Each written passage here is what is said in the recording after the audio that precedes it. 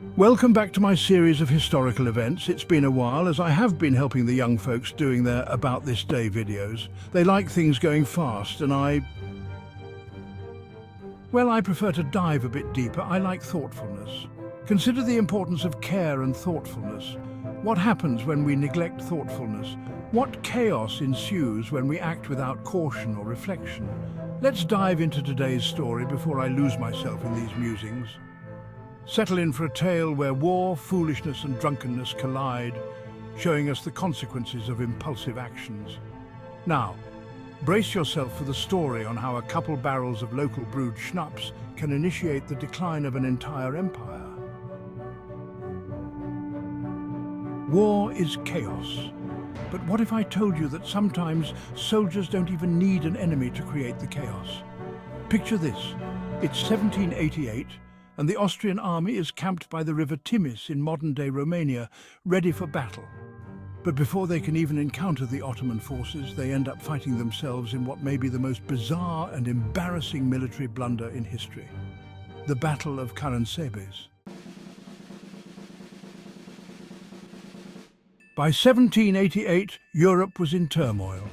The Habsburg Monarchy under Emperor Joseph II was engaged in a massive conflict against the Ottoman Empire. It was all part of the Austro-Turkish War, a contest for power and control over the Balkans. With their Russian allies otherwise engaged, as Russia, under the rule of Catherine the Great, was deeply involved in its own war with the Ottoman Empire, a conflict running parallel to Austria's. Russian forces were focused on securing control of critical territories around the Black Sea, including Crimea, Moldova and Wallachia.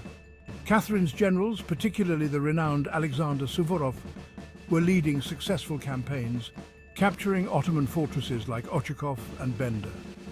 This Russian-Ottoman conflict, part of a broader effort to weaken Ottoman power and secure more influence in southeastern Europe, kept Russia's focus away from direct coordination with Austria during the Battle of Karánsebes.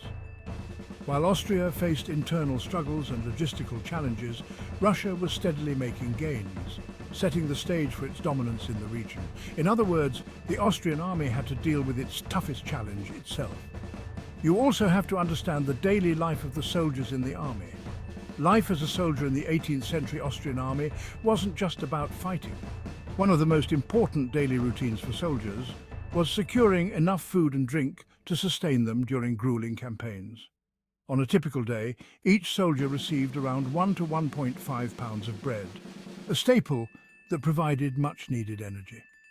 As for meat, soldiers would be given approximately half a pound, usually salted pork or beef. Since fresh food was hard to come by, the meat was heavily salted to preserve it for long periods, which meant it had to be boiled or soaked before eating to reduce the saltiness. It wasn't gourmet dining by any stretch. And then there was the matter of drink. Soldiers could expect about 1 litre of beer per day, or half a litre of wine, depending on the region. Alcohol wasn't just for enjoyment, it was safer than the often unsanitary water supplies, and it was believed to boost morale. But at Karánsebes, the troops weren't just sticking to their usual rations. Let's move on with the story. The Austrian army was vast, a multinational force of Germans, Hungarians, Croats and Romanians, many of whom didn't speak the same language. This is where the trouble began. On the night of September 21st, a group of Austrian hussars crossed the river in search of Ottoman troops. Instead, they found something far more comforting: local Romani traders offering schnapps. The soldiers did what any battle-weary troops would do in those days. Of course, they bought the schnapps, sat down and started drinking. Oh dear, this does not seem like a thoughtful decision, boys. But the good times didn't last long. Soon, an infantry unit arrived, wanting a share of the schnapps. The hussars naturally weren't keen on sharing their precious schnapps, because who'd share that?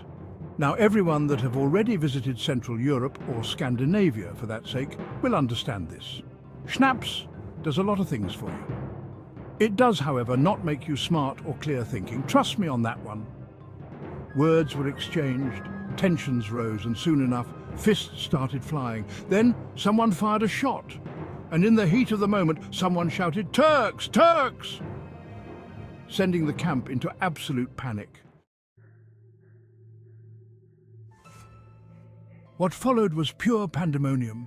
Soldiers already on edge mistook their own comrades for Ottoman soldiers.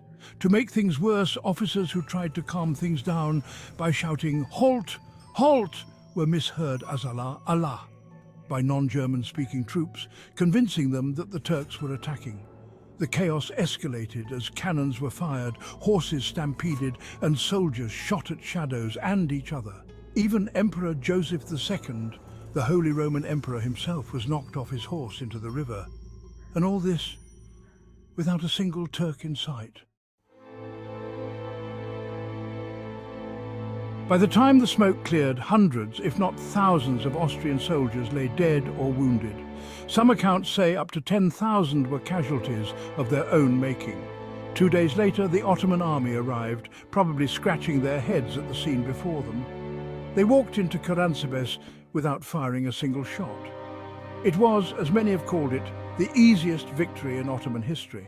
The battle, if you can call it that, became a symbol of how quickly things can spiral out of control when communication breaks down and panic sets in.